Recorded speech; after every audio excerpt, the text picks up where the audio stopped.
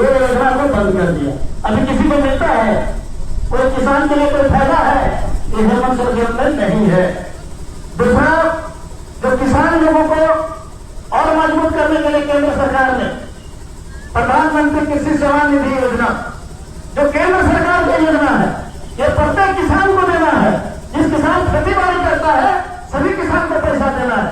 परंतु जब से ये सरकार आया है फिर से उसने छटनी करना शुरू कर दिया। ये पैसा किसका है?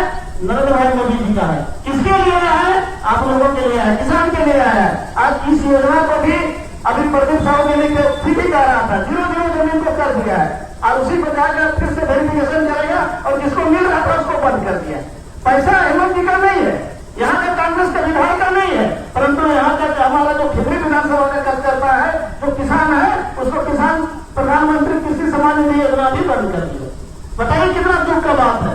दूसरा, यहाँ बहुत हमारे महिला लोग है, महिला दीदी लोग जब सरकार रह गया था, परमेश्वर जी विस्तारों के बात को बोला कि धोखा देने के लिए क्या कहा कि जितना महिला लोग है जिसका 18 वर्ष से ज्यादा उम्र हो गया है और जिसका 50 वर्ष तक है, वो चाहे सरकारी नौकरी करता है, चाहे गांव का है, मतलब किसी भी जाति समुदाय का है, सबको हम मैया योजना के माध्यम से सबको 25-2500 रुपया देंगे।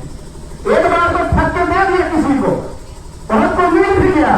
अब फिर वही जिसको मिल गया तो उसको वेरिफिकेशन करने का क्या मतलब है? जब उस समय आपको वेरिफिकेशन करने का दे दिए थे, ये वोट लेने के लिए सब लोगों को एक बार पैसा दे दिया। जैसे सरकार बन गया उसके बाद सबका नाम छटनी कर रहा है, तो बहुत लोगों को मिल रहा है। दूसरा भी बहुत से बच्चाओं ने कहा कि जो लोगों को वृद्धा पेंशन मिलता था, विधवा पेंशन मिलता था, जो दिव्यांग पेंशन था, उस पैसा को भी सरकार बंद कर दिया है। इसलिए आने वाले समय में हम लोगों को इस बात को गांव-गांव में सब जगह चर्चा करना पड़ेगा और कांग्रेस का जो विधायक उसको खिलाना पड़ेगा।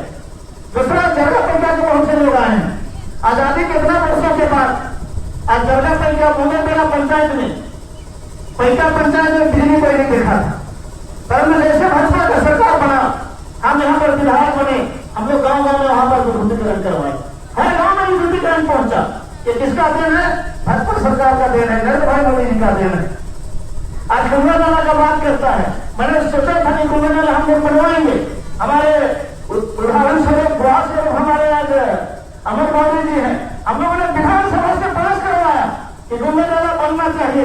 गंगा नाला का 23 करोड़ रुपए का टेंडर भी करवाए, परंतु 5 साल के दरमियान में वहां पर फॉरेस्ट क्लियरेंस नहीं होने के कारण, रेलवे का क्लियरेंस नहीं होने के कारण वहां पर उस समय का काम ड्रॉप हो गया था। तुरंत सरकार ने, हमारा उस समय ग्रामीण विकास मंत्री नीतिन सिंह मुंडा जी थे, उन्होंने टेंडर का जो पैसा आवंटन हुआ था उसको वापस लेते हुए वो कहा कि भाई हम इसको फॉरेस्ट विभाग से क्लियरेंस कराएंगे, रेलवे विभाग से क्लियरेंस कराएंगे केंद्र सरकार से, और हम लोग 1 साल के अंदर में 2000 हम लोग का 19 में चुनाव था, उन्होंने कहा था 2021 तक इसको हम उच्च स्तरीय पुल बनवाएंगे। परंतु बड़ा दुर्भाग्य की बात है, इस योजना को हम लोगों ने पास करवाया था, लेकिन आज भी सरकार इसको लटका के रखा। पिछली बार का जब चुनाव हो रहा था तो एक जो कांग्रेस का विधायक है, लगभग 500 गांव में की 500 गांव